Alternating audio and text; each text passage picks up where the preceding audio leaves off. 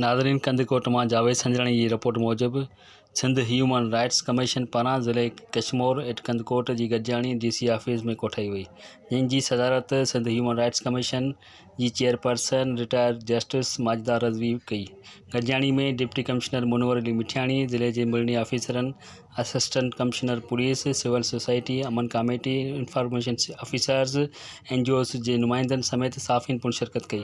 गॾिजाणी के खिताब कंदे चेयरपर्सन माजिदा रज़वी चयो त असांजे हिन दौरे जो मक़सदु ज़िले सां लाॻापियल ऑफिसरनि सां सलाह करे इंसानी हक़ूक़ जो जाइज़ो वठण बाद रिपोर्ट ठाहे सिंध हुकूमत खे ॾिनी वेंदी, जेका कानून मुताबिक़ मसइला हल कंदी। हुन चयो, इस्लाम में औरत ऐं मर्द खे बराबरी जा हक़ ॾिना विया आहिनि, पोइ छो औरत खे घटि नज़र सां ॾिठो वेंदो आहे।